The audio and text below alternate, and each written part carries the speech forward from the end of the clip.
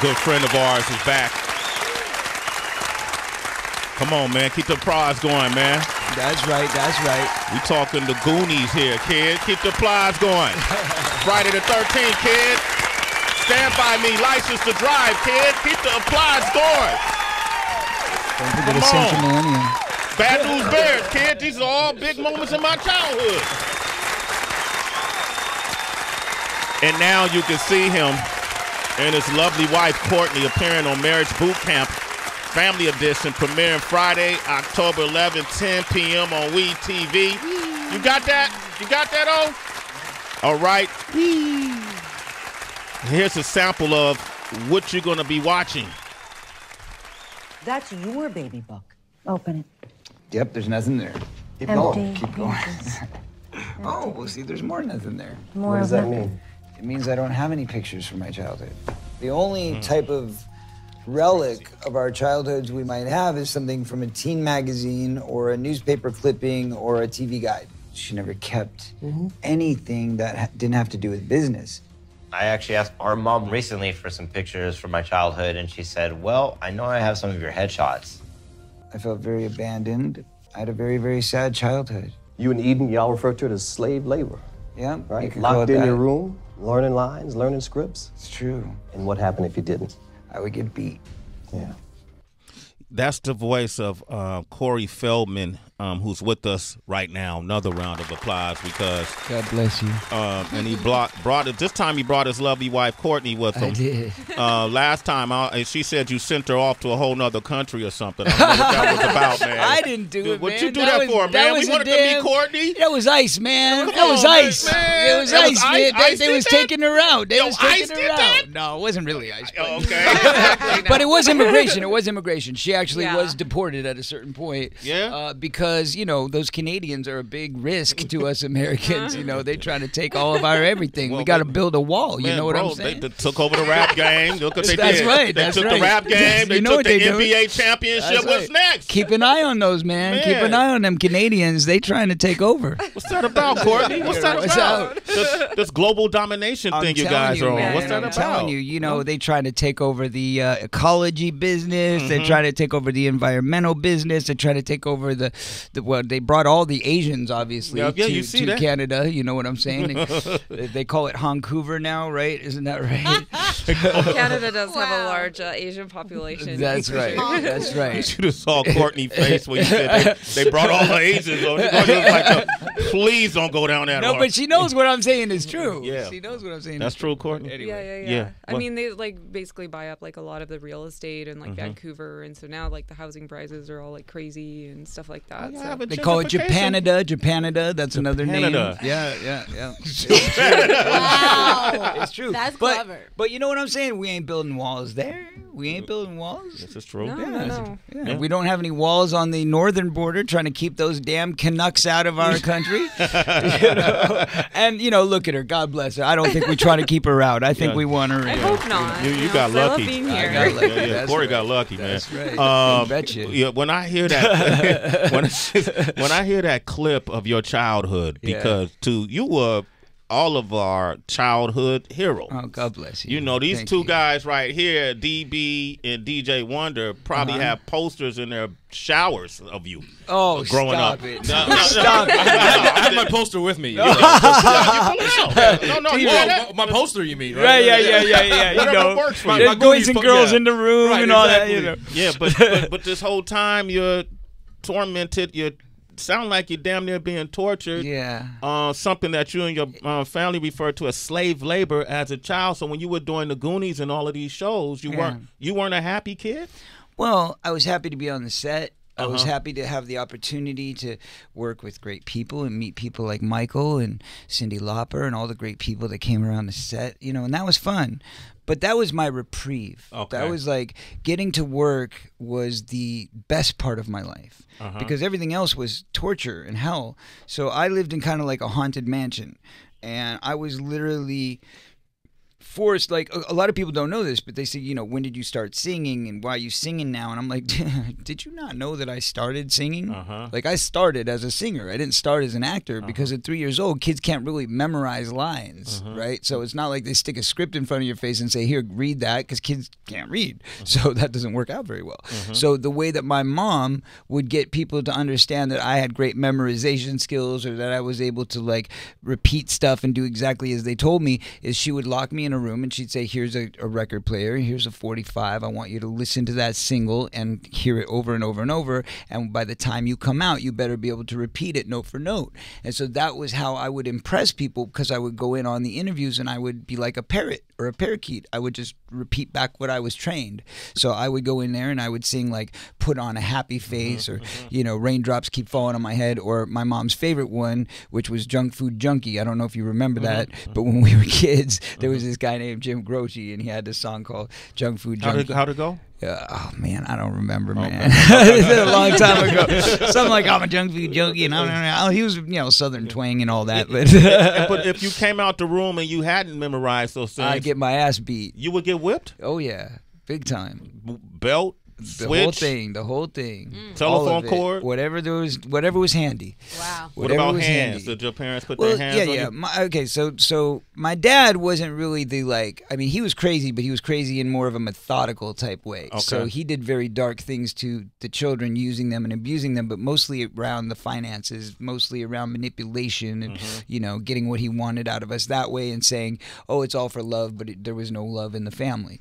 Whereas the mom was just crazy. Like she just had no self-control, and she, you know, was like bipolar. So one minute she'd be like laughing and smiling, and the next minute she'd be gouging your eyes out with like a spoon or something, you know. So this woman would torture her children. It wasn't just like, you know, hey, I'm going to smack you because you did something wrong, or you're going to be punished, you know, for the sake of, you know, teaching you a lesson. This was like chasing you around with like toilet seat lids and knives and, you know, whatever she throwing shoes at you, whatever she could get her hands on to beat you with, she would beat you with. And, you know, she used to do things like hold me down and torture me and tell me she was going to operate on me because I was so ugly and my, you know, nose was too big and I was too fat, so she was going to cut the fat off herself with a knife, and she was going to suck it out with a syringe, and she was going to, you know, sterilize me with a needle in my eye. You know, just kind of crazy stuff. Shit, you don't say. I'm you went through that too, right? Did we all go through that? No, I learned. We didn't go through that. Not in my household, but that's on your mom. You're blessed. Yeah, I'm very blessed. And your mom is obviously was dealing with some type of mental issues, in my opinion. That's right. I'm a parent. Right. And so, and you know, as a parent, you know that's the last thing you could ever even imagine with your kids. Like, you're kidding me? My kid's my pride and joy. I love him so much. I would do anything to protect him. I would do anything to let him know he's loved and that his dad is there for him. So what kind of person in their sane mind would ever put their child through something like that? Obviously none. So therefore, no sanity. No right? sanity. Marriage Bootcamp Family Edition. We're finding out all these things. Even the scene I saw where you had a photo album from your childhood. There was no pictures of you from your childhood other than work pictures, like headshots, and that was the kind of things your mom kept. Right. And when I was thinking of this, you know, they have this expression called daddy issues that they'll apply to women, but I think men have them too. If anything. Mommy issues. Yeah. So mommy issues. So when you, Courtney, found out about his mommy issues, what made you want to say I do? I'm like, you knew it was gonna come home with you. Like, I mean, I have, you know, mommy issues too, so I get it, but not to the level that he does. But like, you know, it's just I have a lot of compassion for what he's gone through, and you know, I feel like, you know, it needs to be treated like very seriously, you know, and that goes to like his whole family, like, because they were like all abused, like his brothers and sisters and everything. Yeah, that's why my brother's on the show, to show that it wasn't just me. You know, it wasn't just me, but it was every kid that came through that household was abused. But that said, to different levels, to different extremes, because I was the main moneymaker, I was the workhorse. But that said, my sister started it. She was in the Mickey Mouse Club. A lot of people don't know that. She was one of the Mouseketeers in the 70s. So she was famous. She had all the kids chasing her, and you know, all the sensation of all the stardom and all that stuff and fans stalking her and all that crazy stuff. She started that. And then it was me. And then after I left the house, my mom still needed the income because she was just laying in bed all day making phone calls. Well, you got emancipated. Book my next one. Right? I got emancipated. Okay. So then it went to my next brother, which was Eden. So now Eden's on the show with me talking about, once he left, then it was all on my shoulders, and then I had to take care of the younger ones, and then I had to go out and work for a living. I had to go on the auditions, but I'm living in the shadow of my older brother because people are saying, well, you're not Corey. And imagine having to grow up like that. So, I empathize for him too, and that's why we're making this his breakout, and I'm hoping that people can finally give him some respect that he deserves. Yeah. Because he deserves his place out there too. My other brother doesn't care because he's an LAPD. He doesn't. He's like, I'm a cop. I got my own thing. Got a regular job. Yeah, I got a regular job. But for my brother Eden, he's been lost a little bit in the shadow.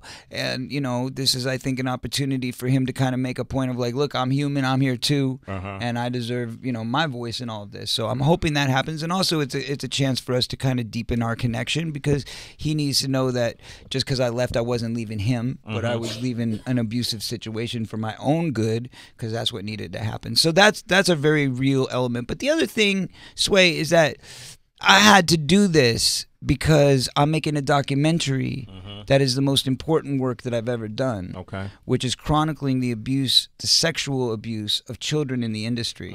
I've been talking about this for a long time. Yeah. So I started making this documentary, and then a bunch of people who are obviously very guilty of some very bad things didn't want to see this happen, didn't want to see me succeed, and they shut me down. So when they shut me down, I had to find a way of financial means to complete this project because nobody was going to give me the money for it because people don't want these secrets out. So I did the show as part of a way to make enough money to finish my documentary. So the documentary is now complete. We're looking for distribution. Okay. What's it called? It's called Truth, the Rape of Two Coreys. Two Coreys. And I know you outed your father's former person. Was it your father's personal assistant? Yep. That's Cloyd right. John Grissom? You got it. He was somebody that you said molested you as a kid? He gave me every drug I ever tried. He, would ploy me with alcohol. He would get me drunk. He would take me out to the nightclubs. And then, once he got me on the right combination of drugs, from Quaaludes to cocaine to heroin, I mean, you name it. Literally every drug I've tried in my life was because of that man. So, anyway, once he got me to the right level, then he abused me. And then there was another guy called Alfie who also abused me.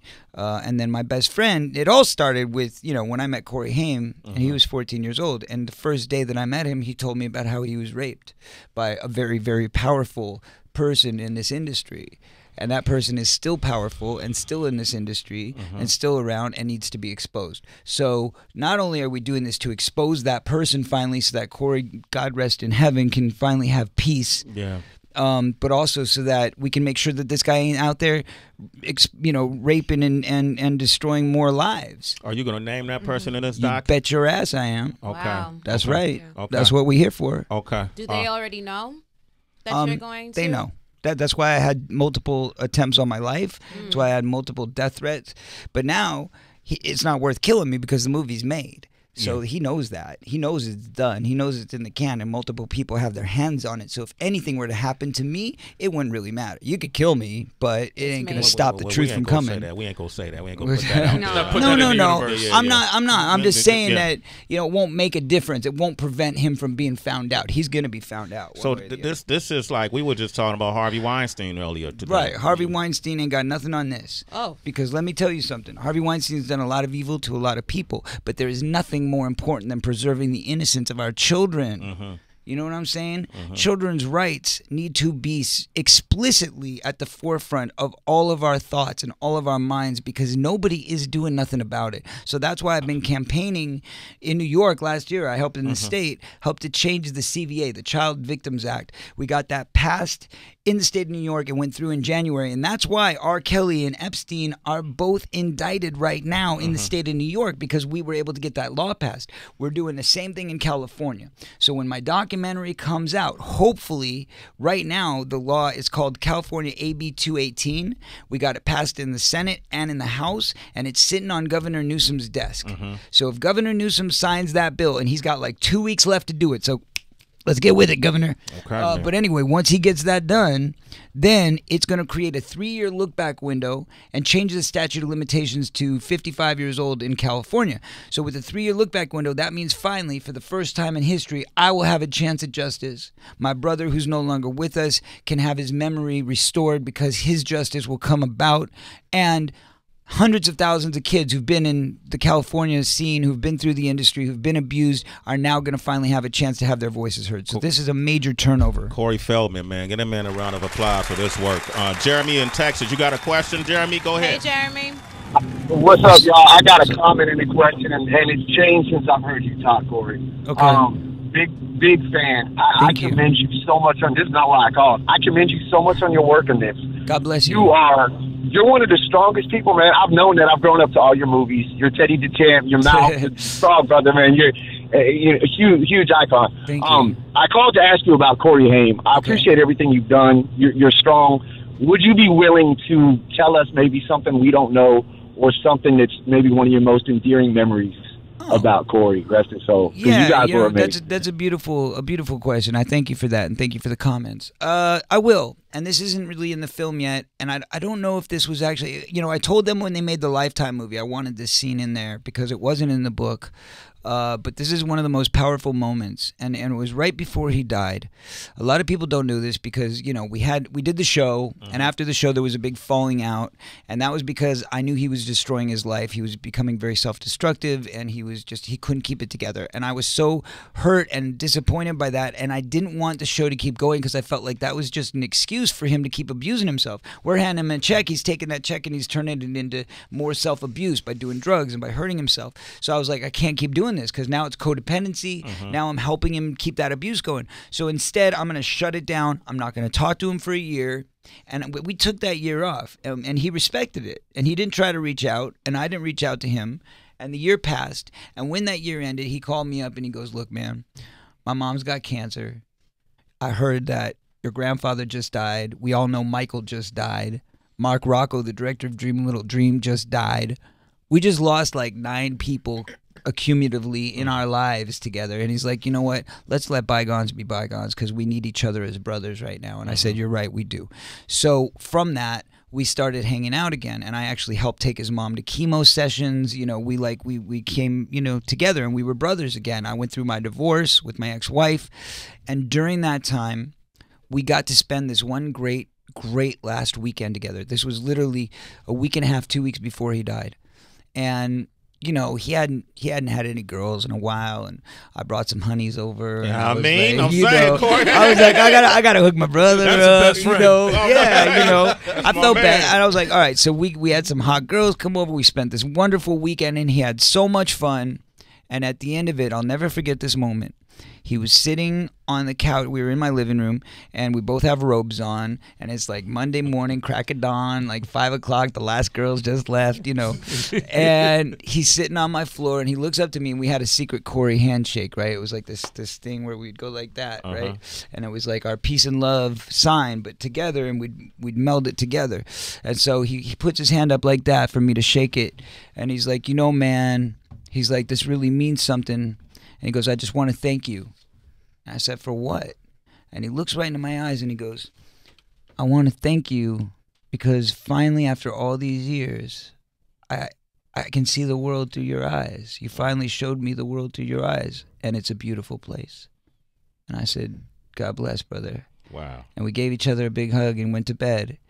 And that was the last time I saw him. That was the last time you saw him, man. Yeah. Thank you for sharing that, man. Yeah, man. Wow. Corey Feldman, man. Listen, man, I'm a little down and out, man. You think you can bring some of them honey stuff? No, I'm just. That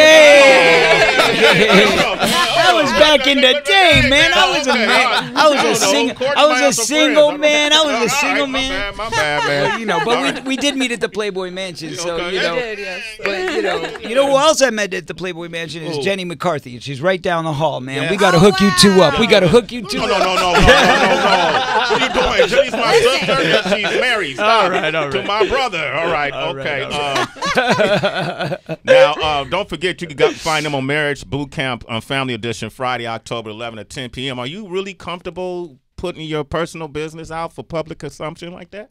Well, we did it for like you know, personal reasons as well as greater cause. You know, greater cause. You know, obviously, you know, to help Corey and his brother Eden repair their relationship, and then also for our noble cause, which is for this documentary, to help raise finance for it as well. So I'm in support of both of those things, and you know, I think for the most part it's gone well, but again, we've only seen like the first episode or so. So yeah, because be careful, reality TV. I know. Well, you know, yeah, it's undefeated with the, you know. Here's what we want to say about that, okay? And you know, I've been down this road a few times. Exactly. And you know that I've been screwed over a few times. Okay. So we let the people at WETV know. We said, look, we've been down this road before.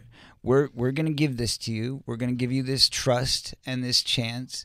Now, if you screw us over, everybody's going to know it. Okay. Everybody's going to know it, because we all know what it looks like when they take things out of context. We all know what frankenbiting is by this point. This ain't surreal life. You can't pull the wool over our eyes. We've seen it. We've done it. There's been a lot of reality shows.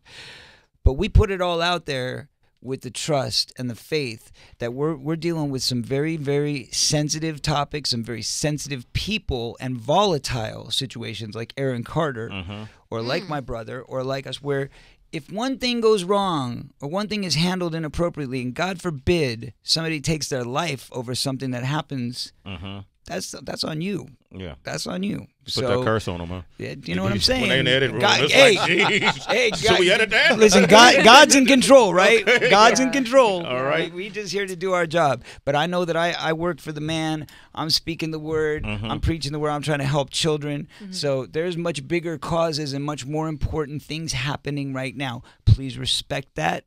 And if you respect it, all will be good. Corey Feldman. Like that. Right? Yo, we had a legend come by our show recently that you worked with. The one and only Kiefer Sutherland came by. Yeah, you know, Lost Boys, Stand By Me. And how did his country music go over here on this? We actually, it was dope. We found a song that worked. We found a song that worked. I like to hear it. But we have a thing that we do here on the show when we have somebody who was a co-star and they come by maybe afterwards. Yeah. So we have them leave a question for the next person. So Kiefer left a question for you. Oh, did he? The simplest question to Corey would be, did you have more fun making Stand By Me or Lost Boys? And the other great question is, whose wardrobe did you like more, mine or Jason Patrick's? Well, that was an interesting question. That's a little softball for me, but thank you very much. Okay. Let's see. Did I enjoy Stand By Me or Lost Boys more? Gosh, that's a tricky one, Kiefer.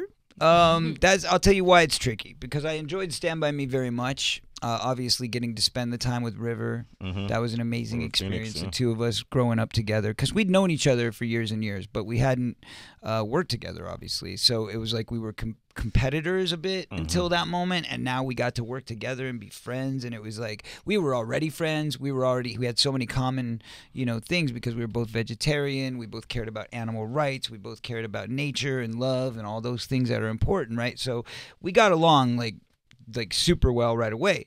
But then you go to Lost Boys, and now it's Corey. Now I got to meet Corey for the first time, and now we became brothers. You know what I'm saying? So somehow Kiefer was a part of those two very pivotal and important moments in my life. I don't know how, but that's just the way God planned it, because not only were they crucial, life-changing moments for me in my life and my career, but obviously for him as well. And what about the best dress? Best wardrobe. Best wardrobe. David or Michael? I'd got to go with Kiefer on that You one. gotta go. All right. Well, look, man.